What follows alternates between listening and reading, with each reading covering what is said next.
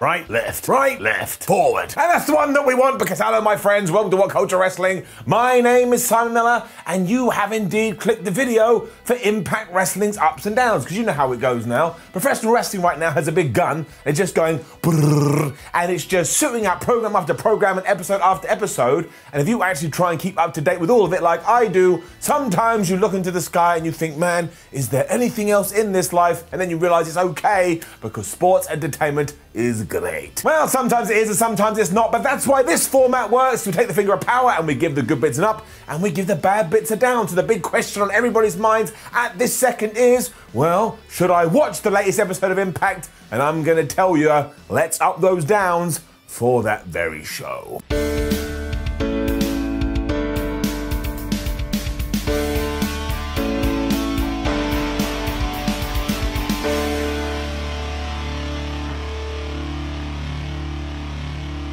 First match of the evening was Tasha Steelz taking on Havoc with their respective partners in their corners, because of course the story here is that Tasha Steelz and Kiera Hogan had won the tag team championships at the end of the tournament and they beat Havoc at Nevada, and now Havoc and Nevada are really sad, so the way they're getting sort of back to the top of the mountain is just to beat him up. I suppose that's one way to do it. And to be honest with you, this was kind of just fine, even though Hogan used distraction in the early going, which allowed Tasha to get on the up and up. Like, Havoc is a lot bigger than her, so eventually she just grabbed her and she started tossing her around the ring.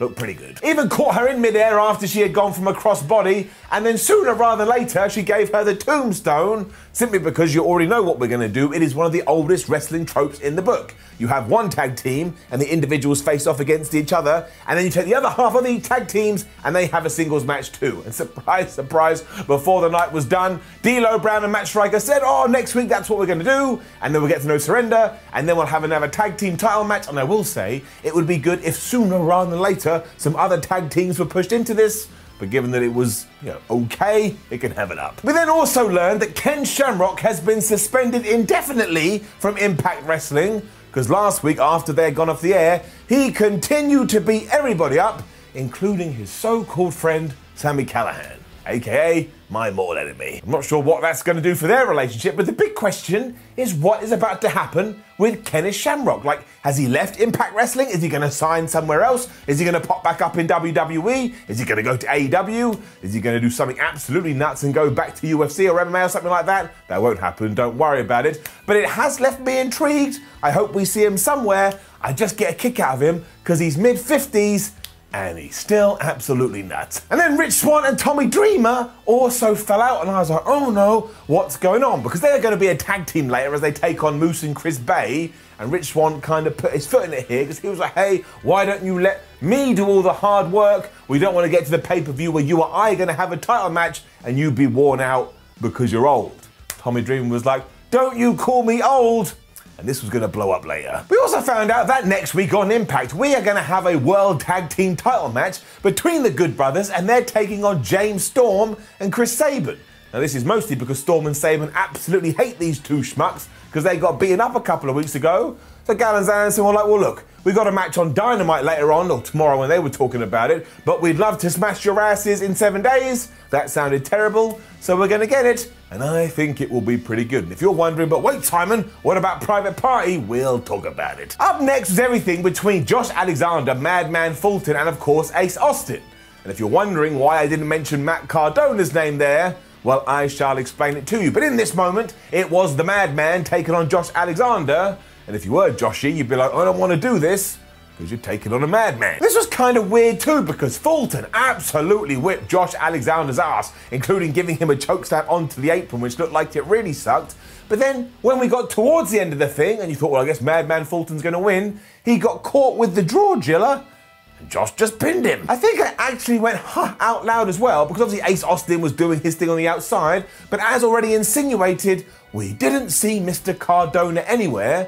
And I couldn't figure out why, especially because recently these two have been like, hey man, we should be a tag team. And look, it was put over like it was a massive win for Alexander, which it was. I think he'll make a pretty good singles star, but it was just such a strange story. With all that said though, it was fine, so we can have it up. Which does tie into our next segment, but before we get to that, poor Bryan Myers, because he was here and he's got an eye patch over his eye pretending he was a pirate as he joins the likes of Jon Moxley and Rey Mysterio as wrestlers that are having problems with their seeing device. Because you know, last week Eddie Edwards went crazy and he's damaged his retina. Bryan was going to cut a promo too, and I tell you, he was not happy, mostly because he is a real professional wrestler and now he's injured thanks to garbage wrestlers like Eddie Edwards, and he is absolutely sick of it. The Impact environment is not fit for a true pro like him. Of course, Bryan pretended that he wanted to have a match with Edwards at No Surrender, but it was all like, oh, I can't do it because I'm not medically cleared. And at that moment, Eddie was out here and he actually got a straw, he stuck it into Bryan Myers' bad eye,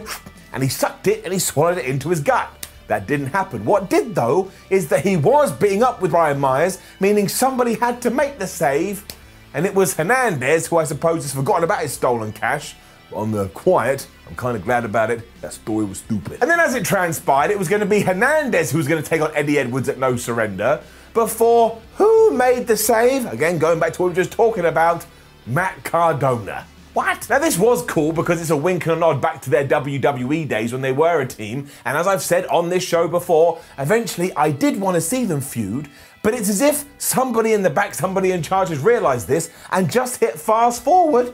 Why has Matty Baby just left Josh and gotten involved here? I can't figure it out. Later on too, we did propose a tag team match, so we are going to get Bryan Myers and Hernandez taking on Eddie Edwards and Matt Cardona. So I guess right now, if you are in Impact and you are in search of a tag team partner, just go and find Cardona. He'll be like, yeah, I'll do it. This one was a little bit all over the place. Down. We are also getting into the nitty-gritty with this Johnny Swinger casino deal, because that was back here and he was basically robbing Fowler Bar and Alicia Edwards of their cash. I don't really understand it again, and it was kind of 3 segments where I sat there utterly bewildered as Impact just threw stuff at my face and none of it really clicked. I'm really sorry to do this, but down. I just kind of felt like I wasn't being let in on the joke. But let's not worry about that, and let's move into Larry D, who was trying to get some revenge on Rosemary, because of course he blames her for cursing him, which transformed him into a different person, and then he got accused of trying to kill Johnny Bravo, even though he didn't, and it was Ty Valkyrie, and Ty Valkyrie was doing it because of Rosemary. Ow. It meant he was fighting Crazy Steve here, of course, has realigned himself with Rosemary recently. Poor Crazy Steve. Even though he kept trying to bite Larry D, Larry was having none of this, and he absolutely kicked this guy's ass. I mean, he was just crushing fools, including smacking him with an elbow and knocking him out and pinning him for the 1, 2, 3. And then Triple XL got in the ring and they were like, we will take on anybody, it doesn't matter who you are. Although they did back off when Rosemary got in there, because as we would find out in a few seconds, they ain't gonna punch a woman. Which of course means this will end with them punching a woman. But later on during an interview, they were interrupted by Caleb with a K and Tenille Dashwood, who said, well, I can take care of that for you. So now, No Surrender, we are gonna get these 3 taking on Decay and an extra member of their choosing. And I thought about it, I actually have no idea who it's gonna be. And this wasn't bad, don't get me wrong, but like I said earlier, the story is just so messy, plus it does tie into the Johnny Bravo thing, which I did not think clicked. So it's got to get it down. And we are definitely going to be doing a feud between Trey Miguel and Sami Callihan, because Trey was in the back here cutting a promo saying, man, when I was last here I had the Rascals, but they've now gone somewhere. They're in WWE, but that's good because now I have to stand on my own 2 feet.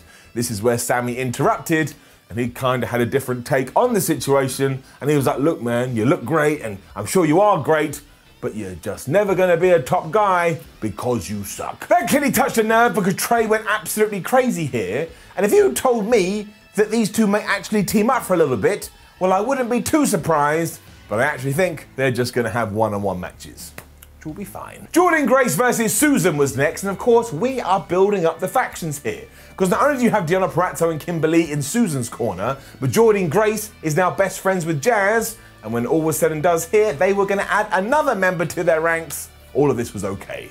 And this was exactly what you'd expect as well, because there was a bunch of people on the outside, much like magnets, they can't help it. They just get drawn to each other and they start to beat each other up, which allowed Jordynne to hit the Grace Driver in the middle of the ring and beat Susan for the 1, 2, 3. But mostly this was building to what was going to happen afterwards, because the bad guys had the numbers game 1 here, so they started to attack the good guys, which left you to go, well, who the hell is going to come out to help them? And it was none other than the returning ODB, who we would learn later was outside with her food truck and was like she's a superhero. It was like, oh, I hear trouble, and she ran in and she got involved. It was cool though, especially because now Jordine is essentially surrounding herself by legends within the industry, and especially those who have a relationship with Impact. So yeah, good. We'll do the 6-man tag. It will be all right. AEW then rocked up on the show, and I always appreciated it. We start with Private Party, who were just melting down here because they couldn't believe there was going to be a tag team match before they get their tag team match at No Surrender. But Matt Hardy was here too, and he's like, it doesn't matter. It doesn't matter if you fight column A. It doesn't matter if you fight column B. You need to be focused on the Dynamite Battle Royal tomorrow, because if you're victorious in that, not only are you going to be the #1 contenders for the Impact World Championships, but you'll be the same in All Elite Wrestling. And wouldn't be that great, and wouldn't that make me a lot of money? Imagine that did happen too. Imagine Private Party had all these matches set up.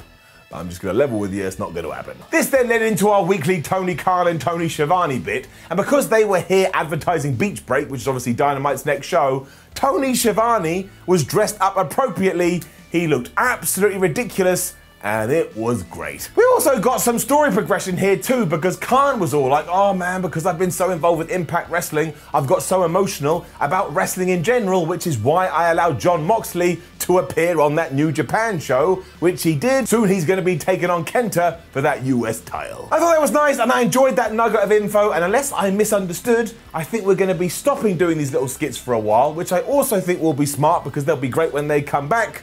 Still, these are good. Up. And next up, it was time to find out who in the blue hell Rohit Raju was talking to last week when he was chatting to some mystery person in a camera. Up. And all of this was due to him needing some help, as he did take on TJP in a non-title match which had destroyed Rohit Raju because he thought he deserved an opportunity at the belt.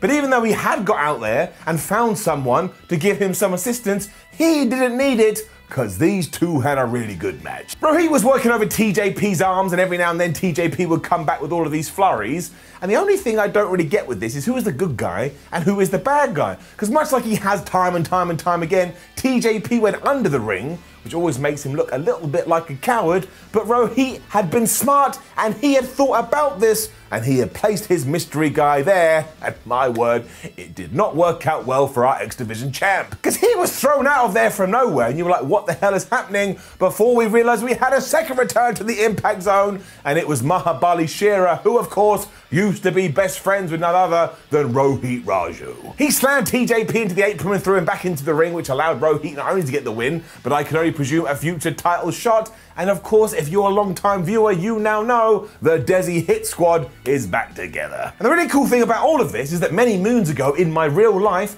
I trained with Shera at Al Snow's Wrestling Academy, because of course that's where I was learning to be a real pro wrestler. And I'll tell you this, he is a very, very big man. But they had this really cool video vignette thing with Eric Young and Violet by Design, as they reminded us that they have extended an invitation to Cousin Jake to join their ranks. Now this was really well produced. Eric Young knows exactly what he's doing, but can somebody please tell me what the hell is going on? I know they want to take on the wrestling world, but outside of that, it's just three dudes that have come together.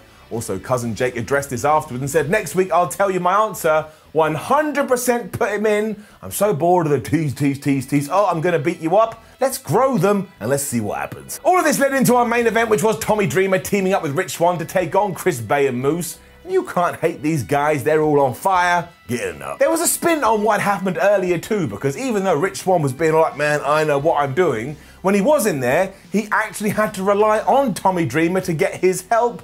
And the commentators also sold this like Dreamer was a new age version of Terry Funk because he never retires. I suppose it's kind of true. This carried on as well, because at this point Dreamer had no love lost for the Impact World Champion, given everything that he had said. So when Moose went to hit him with the lights out, he just moved out the way, and Moose plowed into Rich Swan so hard that he pinned him for the 1, 2, 3. This was then really funny because Moose just hit the spear onto Tommy Dreamer anyway. He never saw it coming. Chris Bey was great here as well, because he was kind of like the guy just hiding in the background, not wanting to get on Moose's bad side. And Moose actually went and got not only the TNA title, but the Impact World Championship, and he raised it above his head as if to say, I don't care if Tommy Dreamer wins, I don't care if Rich Swan wins, I don't care who the champion is. When all is said and done, Moose is coming for you. And even though he left with Chris Bey, I bet he was thinking, and I will destroy you too. The best thing about Impact at the moment, aside from all the AEW crossover, is the push of Moose. And overall, this was an alright episode of Impact, but I kind of felt it was just one of those where you're like, well, we need to get to next week, because then we'll be a little closer to the pay-per-view, and when we get to the pay-per-view, we can pull a big trigger. It doesn't mean it was bad though, and as ever, it was more than watchable. We will give it an up. Now, don't forget to leave a comment below and let us know what you thought about last night's episode of Impact. Then please like the video, share the video, and subscribe. If you enjoy these ups and downs videos, you can watch more here on YouTube. I'd appreciate it. We also have a website known as WhatCulture.com. And if you're into that there social media, just search for WhatCulture. You will find us. My name is Simon for WhatCulture. Thank you for joining me as always. And of course, I'll see you throughout the week. What would we do without each other?